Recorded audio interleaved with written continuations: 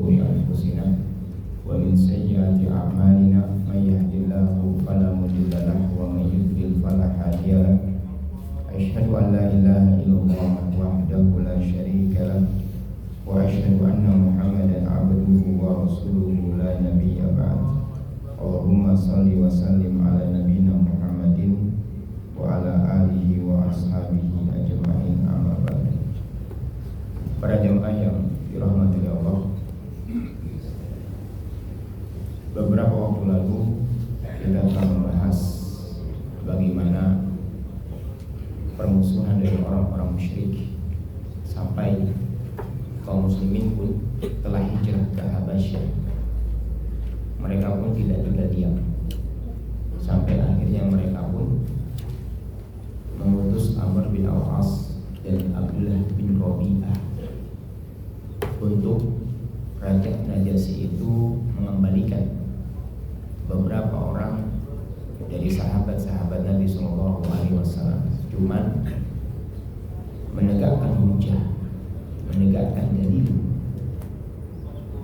apa yang dibawa oleh Nabi kita Muhammad SAW, dan kita pun sudah membacanya, yang isinya adalah tentang akhlakul karimah, akidah seorang muslim. Itu pun dikatakan oleh Ja'far bin Abi Thalib di depan raja, di depan Malik, dengan penuh percaya dirinya dia mengatakan, ayyuhal malik kunna qauman ahlal jahiliyah, sesungguhnya kami dahulu adalah kaum jahil, na'budul asnam wa na'kulul maita wa na'til bil fawahish. Kami dahulu menyembah berhala-berhala, kami menyembel, kami memakan bangkai-bangkai, dan kami mendatangkan sesuatu yang kotor. Wa naqtul haram, dan kami memutuskan tali silaturahim. Wa nusibul jiwar, kami berbuat buruk kepada tetangga, dan kemudian orang yang kuat memakan yang lemah. Kami dalam kondisi seperti itu sampailah Allah mengutus seorang Nabi Muhammad SAW yang kami tahu tentang nasabnya, kami tahu akan kejujurannya, kami tahu akan amanahnya, kami tahu akan kelembutannya, yang kemudian mengajak kami untuk beribadah hanyalah kepada Allah, mengesahkan hal tersebut, berbuat baik, berakhlak baik, menegakkan amanah, menyambung silaturahmi, berbuat baik kepada tetangga, mencegah dari perkara yang haram, dan seterusnya. Tapi ternyata nggak sampai situ saja, Pak. Terus sampai dikatakan ada satu bab asyiddatu fit ta'dzib wa muhawalati inqada'i ala Rasulullah sallallahu alaihi wasallam. Bagaimana gangguan yang keras kepada Nabi Muhammad sallallahu alaihi wasallam, sampai Nabi Muhammad SAW itu melewati Bukit Sofa, dan ketika itu ada Abu Jahal. Ketika Abu Jahal melihat Nabi SAW itu lewat dari Bukit Sofa, dikatakan fa'adahu wa nala minhu wa Rasulullah SAW sakitun la yukallimuhu thumma darabu Abu Jahal. Ketika Abu Jahal mendapatkan Nabi Muhammad SAW, akhirnya dia mengganggu Nabi Muhammad SAW sampai Abu Jahal itu bawa batu, jemaah, yang kemudian apa? Dipukulkan kepalanya Nabi SAW. Firaqsi fasajjahu, sampai bagaimana darah itu keluar dari tubuhnya Nabi SAW. Hatta nazafa min hudam, sampai darah itu memuncrat keluar dari tubuhnya Nabi SAW. Thumman sarafa anhu ila nadil Quraisy indal Ka'bah. Tiba-tiba Abu Jahal memanggil orang-orang Quraisy yang sedang duduk-duduk di sisi Ka'bah, duduk dengan orang-orang Quraisy. Dan Nabi SAW tidak mengungkapkan sepatah kata apapun. Yang nanti kisah ini akhirnya apa? Menyebabkan seorang pamannya Hamzah masuk ke dalam Islam.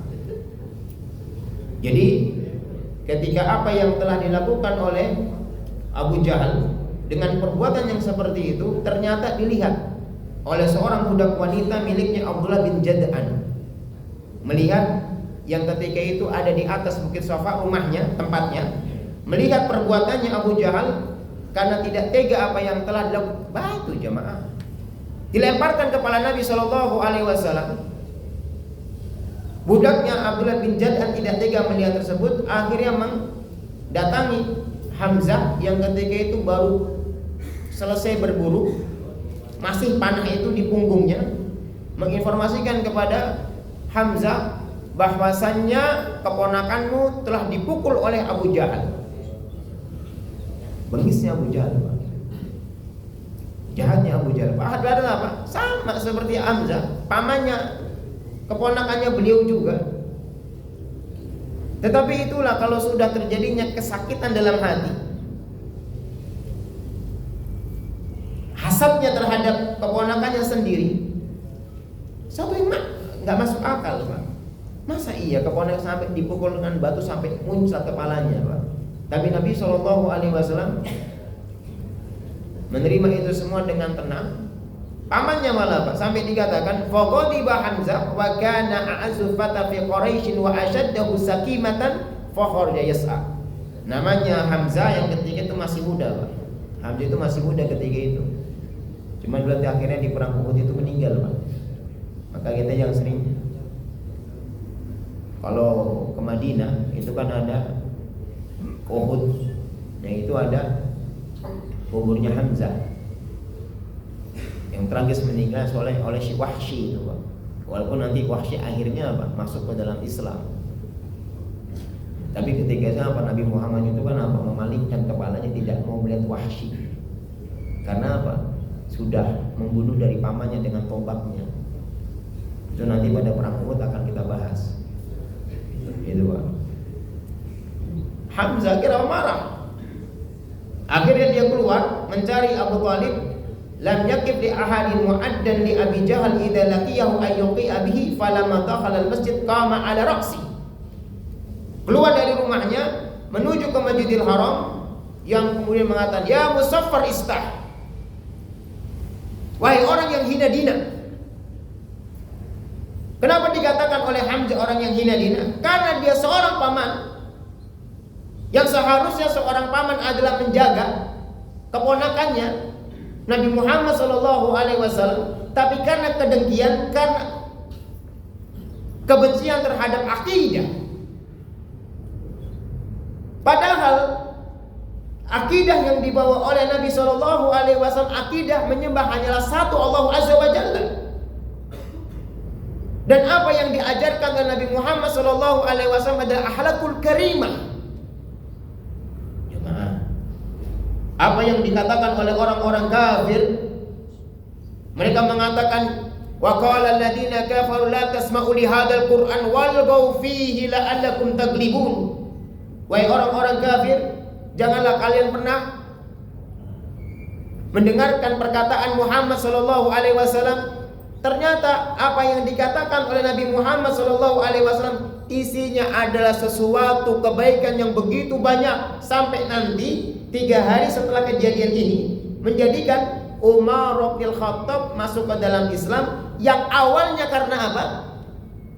Nanti pada saat kita bahas Umar, di suatu malam keluar Nabi Muhammad SAW membacakan surat Al-Haqqah. Itulah awal Umar itu dapat hidayah. Apa sih yang mereka menjadikan kebencian kepada Nabi Muhammad SAW? Dan apa sih yang mereka, yang seseorang atau orang-orang yang membenci akan akidah Ahlus Sunnah wal Jamaah yang dibawa diajarkan oleh Nabi Muhammad SAW, akidah sahihah, akhlakul karimah. Kita tadi sudah dibacakan bagaimana Ja'far bin Abi Thalib. Ya Musaffar istah, wahai orang yang hina dina, tastum ibna ahi wa ana ala dini.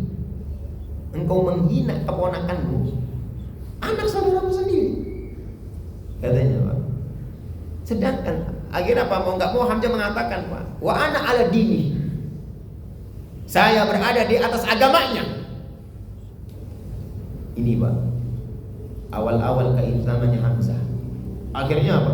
Thumma darabahu bil qausi fasajjahu sujatan munaqqaratan fataru rijal min bani Mahzum. Akhirnya apa? Dipukul sama Hamzah. Akhirnya apa? Dari kaum itu membela, yang akhirnya Abu Jahal mengatakan udah selesai. Kenapa? Dia marah karena aku telah menghardik dari keponakannya dia. Jadi kenapa dia marah? Karena saya telah menghabisi keponakannya. Kebencian jemaah. Kebencian itu gak akan bisa menyelesaikan. Makanya indah Pak perkataannya Syekh Khalid Al-Ismail. Kita yang punya kerasnya hati terhadap Islam, terhadap kebenaran. Apa kata Syekh Khalid Ismail katakan? Kita yang punya kerasnya hati terhadap Islam seharusnya bangun malam berdoa agar hati ini dilembutkan. Bukan malah semakin memusuhi Islam, memusuhi kebenaran. Gak bakal bisa habis Pak. Karena sejarah membuktikan, semakin Islam itu dimusuhkan, semakin kebenaran yang dibawa oleh Nabi SAW dari al-haq, ahlu sunnah wal jamaah salafun as-salih, itu semakin dipadamkan, gak bakal bisa hilang. Malah yang akan kita habis jemaah. Karena sejarah sudah kebenaran itu Pak, semakin kita lawan Pak, dia akan semakin apa? Semakin membesar. Ulah Palestina seperti apa? Ayo. Dulu sejarahnya gak ada negara-negara yang mengakui, sekarang 100 lebih negara mengakui. Sampai akhirnya apa? Inggris ada kedutaannya. Gak bisa. Mau kita secanggih apapun dalam melawan kebatilan tidak akan mungkin. Maka mau tidak mau berdoalah kepada Allah. Hati kita lah yang perlu dilembutkan. Hati kita lah yang perlu dikalahkan. Makanya yang selalu Nabi SAW katakan Allah ya muqallibal qulub sabbit qalbi ala dinik wa ya musarrifal qulub sarif qulubana ala ta'atik. Wahai zat yang membolak-balikan hati, tetapkanlah hatiku di atas agama ini. Wahai zat yang memalak-malingkan hati, tetapkanlah hatiku di atas agama ini, istiqomahkanlah. Bukan semakin kita menyerah, gak akan bisa kalah Islam ini, gak akan bisa padam cahaya Islam ini. Al-Quran itu Masya Allah Pak. Bagaimana menjelaskan itu? Makanya jemaah, aib bagi kita Pak. Sehari itu gak baca Quran itu aib. Di Al-Quran itu menjelaskan semua bagaimana umat-umat terdahulu mengalahkan para al-anbiya, para rasul dikalahkan. Tapi gak bisa Pak. Yang ada semakin padam. Akhirnya 3 hari Pak. 3 hari berikutnya Umar. Ayo. Tuh Pak. Umar 3 hari berikutnya Umar. Sebelumnya apa? Nabi pernah berdoa apa? Allahumma a'izzal Islam bi ahabbir rajulaini ilaika bi Umar bin Khattab atau bi Abi Jahal bin Hisam. Ya Allah, berikanlah kekuatan kemuliaan Islam dengan salah satu dari 2 orang. Di antara Umar bin Khattab ataukah Abu Jahal. Tapi nanti akhirnya siapa Abu Jahal Pak?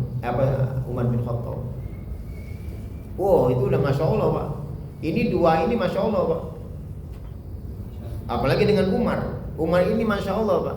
Cahaya Islam, kemuliaan Islam itu masa keemasan itu pada masanya Umar bin Khattab Pak. Umar bin Khattab itu meninggal, Islam semakin redup sampai hari ini. Nanti kejayaan itu akan kembali ke kota Madinah sebagaimana ular kembali kepada sarangnya. Jadi kejayaan Islam itu pada Umar Pak. Umar itu sampai mengatakan, kalau seandainya di Baghdad itu ada keledai yang tergelincir, Umar akan ditanyakan. Makanya ketika itu Nabi Muhammad satu duduk sama Hamzah, sama sahabat-sahabat yang lainnya, setelah beliau itu diskusi sama saudari perempuannya. Di situ ada Khabbab bin Al-Arat. Habis dibacakan surat Tohat, langsung minta ditunjukkan di mana Nabi Muhammad SAW. Ditunjukkan oleh sahabat yang ada di situ di tempatnya. Ketika itu Umar bawa pedang. Apa katanya ketika itu ada Hamzah? Kalau seandainya macam-macam, lihat wahai Umar. Dua orang ini masya Allah Pak.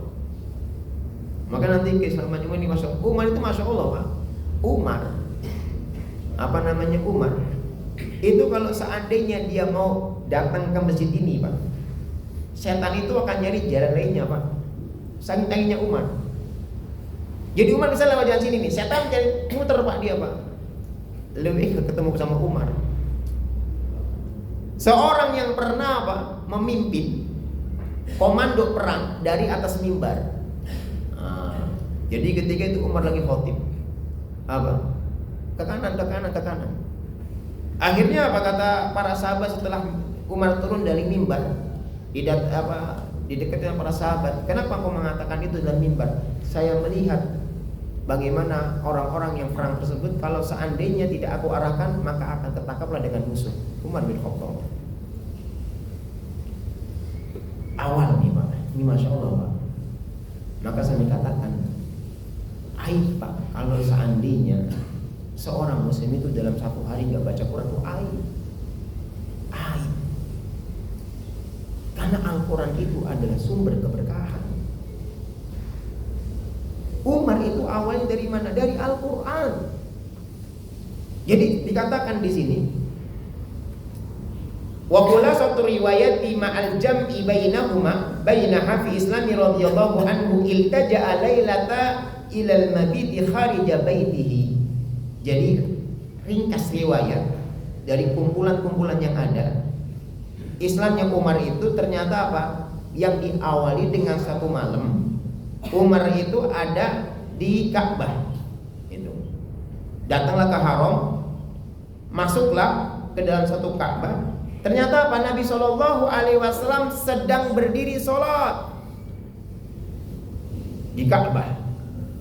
Ya kalau di Ka'bah itu Pak, sholat sunnah dibolehkan, sholat wajib nggak dibolehkan. Di dalam Hijr Ismail itu Pak, sholat sunnah dibolehkan. Hijr Ismail itu masuk ke dalam Ka'bah Pak. Itu dimasukkan dalam Ka'bah, itu masuk Ka'bah itu Pak. Sholat sunnah di situ dibolehkan, tapi kalau sholat wajib nggak boleh. Makanya coba lihat, kalau di sholat wajib itu nggak ada, yang di dalam Hijr Ismail itu nggak ada. Semuanya itu di luar semua. Nah Nabi Muhammad SAW Ka'bah sholat Pak. Nabi nggak tahu di situ ada Umar. Jadi Nabi udah ada duluan, datanglah Umar membuka tirai, ternyata ada Nabi SAW lagi sholat. Tiba-tiba Nabi SAW membaca surat Al-Haqqah. Apa kata Umar yang dengar Pak? Wah, ini perkataan dukun. Tiba-tiba Nabi sampai pada ayat innahu laqaulu rasulin karim.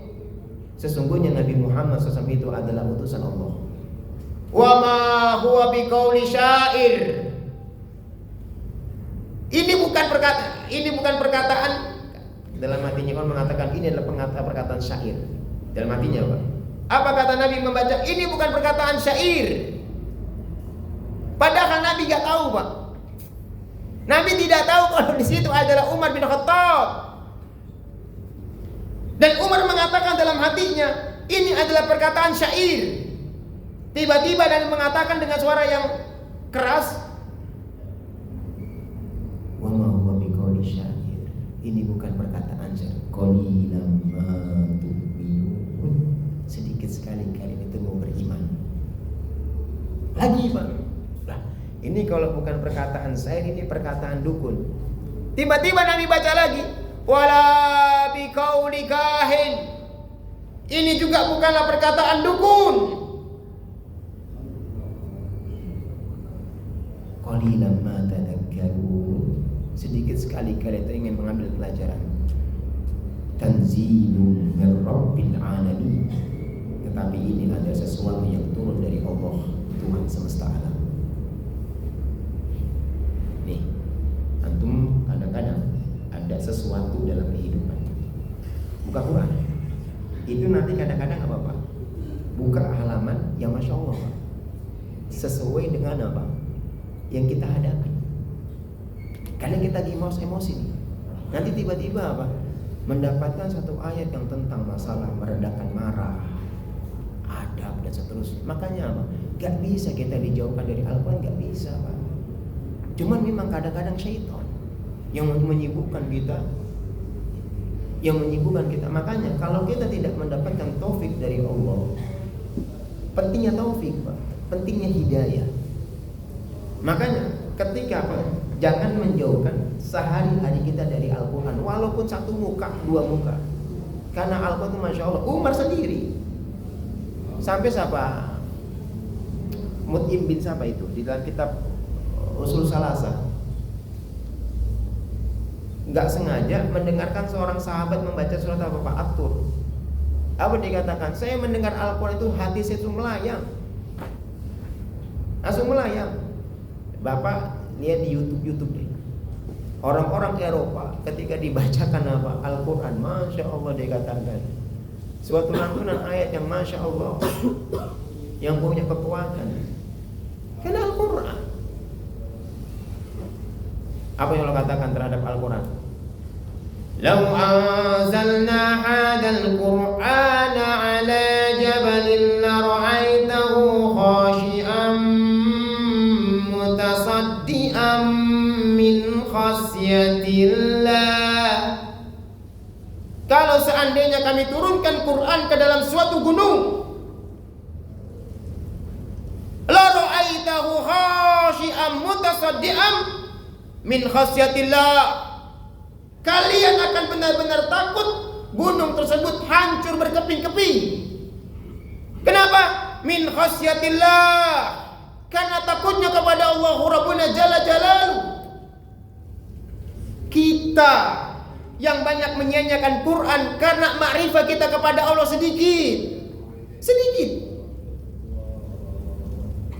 Kita yang banyak kelalaian akan haknya Allah, akan hak terhadap Quran, akan hak kepada nabinya, karena pengetahuan kita sedikit. Kalau seandainya pengetahuan kita kepada Allah, Al-Quran dan Nabi SAW begitu besar, demi Allah tidak akan menyanyiakan akan hak Allah, hak Quran dan Nabi SAW. Akhirnya apa jemaah? Setelah itu Pak, sampai akhirnya kekesalan Pak dalam dirinya Umar itu dengan ajarannya Nabi Muhammad SAW. Akhirnya dia membawa pedang, berjalan di suatu jalan, ketemu dengan Nu'aim bin Abdillah. Cuma sebagai riwayat itu dengan kalimat au, itu dia bingung apakah seorang dari Bani Zurrah atau dari Bani Makhzum. Ketemu dengan seorang, Umar bawa pedang. Akhirnya apa ditegur Pak? Aina ta'ammat ya Umar, mau kemana kau pergi wahai Umar? Qala uridu an aqtul Muhammad, saya mau bunuh Muhammad SAW. Qala kaifa ta'mad min Bani Hashim wa min Bani Zurrah wa qad qatalta Muhammad. Kalau engkau membunuh Nabi Muhammad SAW, orang-orang suku-suku yang masih punya kekuatan untuk mendukung Muhammad SAW akan menuntut engkau. Kenapa Pak? Karena memang dari zaman dulu Pak, kalau ada yang dibunuh itu akan dituntut dibalas Pak. Itu akan dituntut kisos. Sampai Anda dapatkan pun di Yaman juga sama Pak. Yaman tuh kalau di Yaman itu walaupun dia punya tembakan semua Pak, suku-suku punya tembakan, punya tank, itu kalau ada yang membunuh aja itu cari Pak. Walaupun dalam peperangan itu Pak, antara suku itu. Jadi cari. Memang itu apa? Nyawa dibayangkan nyawa. Makanya ketika Umar itu, kalau seandainya engkau membunuh Muhammad SAW, bagaimana dengan nanti Bani Hashim, kemudian Bani Zurrah akan menuntut engkau? Apa kata Umar bin Khattab? Ma araka illa qad sabawta wa tarakta dinah alladhi kunta alaihi. Hai, kayaknya kau ini udah masuk agamanya Muhammad SAW. Kau meninggalkan agamanya Abdul Muthalib.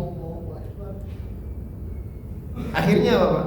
Faqala afala aduluka alal ujabi ya Umar, mau enggak aku tunjukkan kepada engkau sesuatu yang lebih menakjubkan? Pak, kebenaran itu enggak bisa dicegah Pak, enggak bisa jemaah.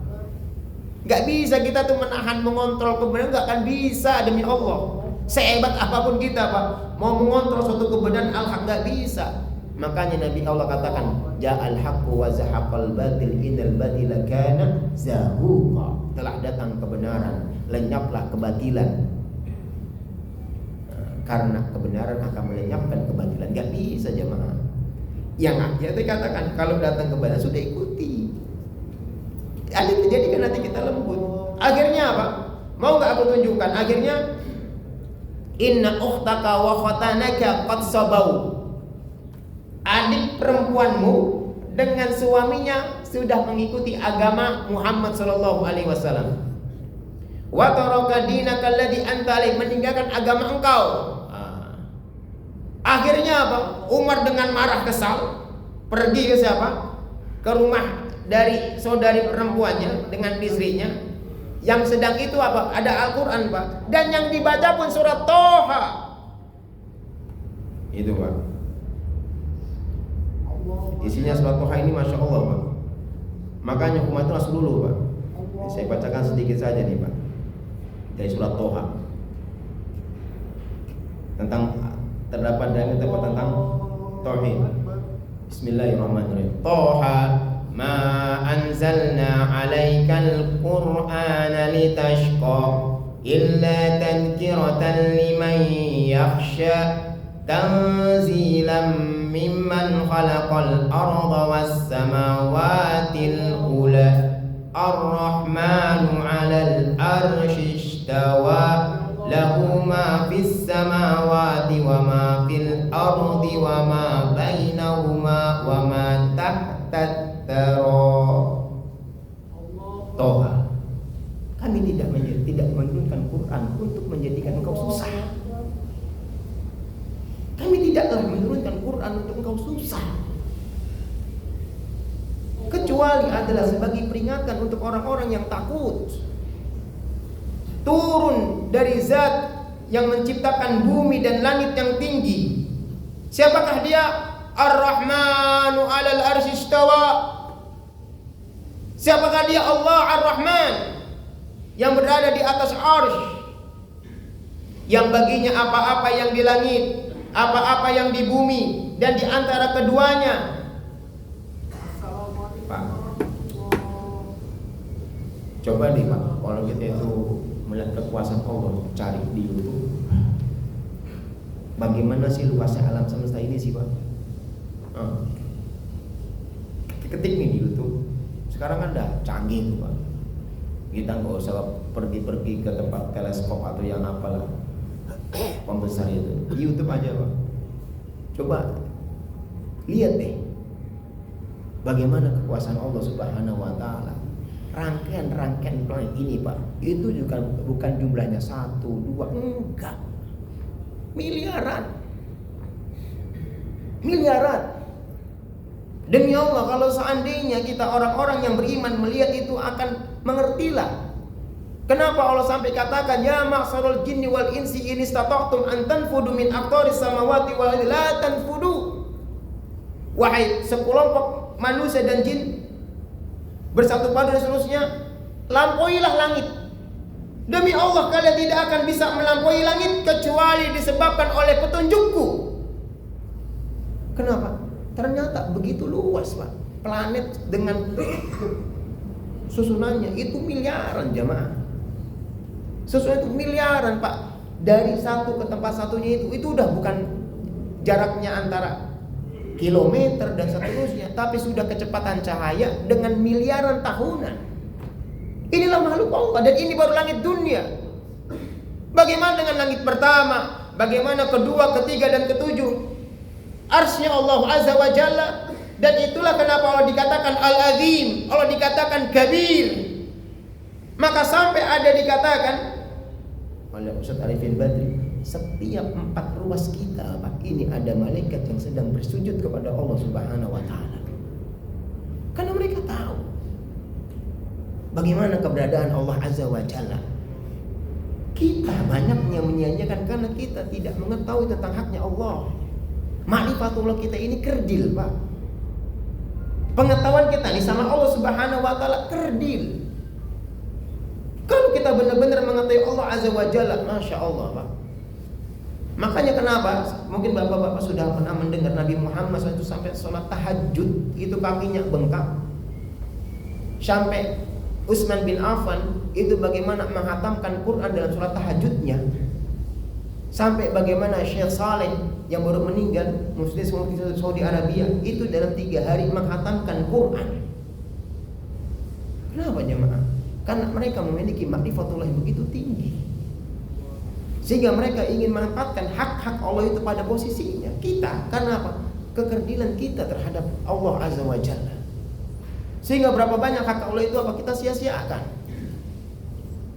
Sampai waliyadzubillah, kalau seandainya perasaan itu kita ada dalam diri kita, nggak sampai dirubah sampai kita diwafatkan oleh Allah, keislaman kita, keimanan kita, ketaatan kita kepada tidak berubah, maka kita keluar dari atas, kita keluar dari dunia ini dengan sesuatu yang sangat rugi, dengan sesuatu yang sia-sia. Walaupun jabatan kita, walaupun kedudukan kita, walaupun kemewahan kita begitu banyak, kalau seandainya kita tidak merasakan bagaimana memposisikan haknya Allah dengan sesuainya, kita keluar dari dunia ini dengan sesuatu yang merugikan. Sirah an-nabawiyah bagaimana membuktikan jemaah. Kita pun yang sudah umroh, kita pun yang tahu bagaimana Mekkah al-Mukarramah, itu ada sebagai bukti Allah itu benar-benar besar.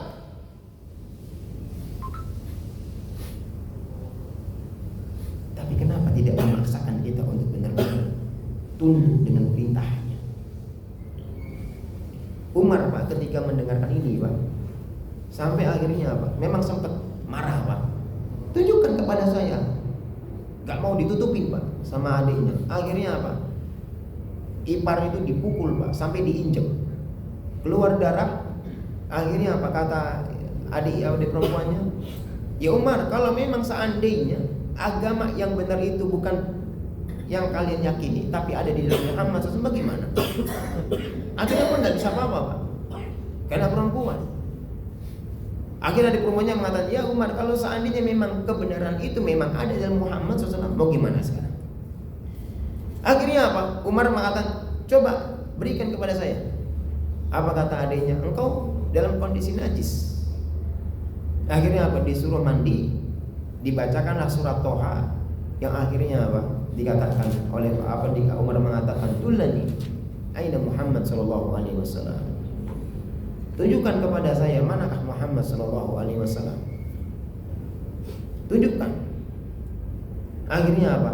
Umar dengan apa? Dengan ininya diantar itu, Pak, oleh Habib bin Al-Arad dan beberapa sahabat lainnya. Datanglah kepada Nabi Muhammad sallallahu alaihi wasallam dan akhirnya apa? Menyatakan asyhadu an la ilaha illallah wa asyhadu anna Muhammad Rasulullah. Para jemaah yang dirahmati Allah, inilah Islam. Islam, Pak, dibutuhkan komitmen yang tinggi, dibutuhkan kesungguh-sungguhan yang ekstra, Pak. Gak bisa, Pak, kalau seandainya Islam yang nikmat ini, Pak, kita hanya setengah-setengah. Masa kita kalah sama dunia, Pak? Kita nih dunia, Pak, yang akan kita tinggalkan. Sehebat apapun kita, Pak, ditinggalkan. Secanggih apapun dunia kan tinggalkan. Coba dunia yang seperti ini, Pak, kadang-kadang apa? Dibutuhkan kesungguhan, Pak, belajar bertahun-tahun. Nanti antum beli rumah di mana harus dari subuh-subuh keluar dari rumah. Nanti pulangnya kadang-kadang apa larut malam. Ketemu anak kadang-kadang apa? Di subuh doang. Ngelihat lagi tidur. Itu rutinitas terus dilakukan. Kadang-kadang antum dimutasi kemana? Ayo jalani apa? Karena saya mau bahagia di dunia, Ustaz. Saya dapat uang, dapat gaji dan seterusnya. Islam yang memberikan ketenangan, yang memberikan kebahagiaan dunia dan akhirat ke akhirat.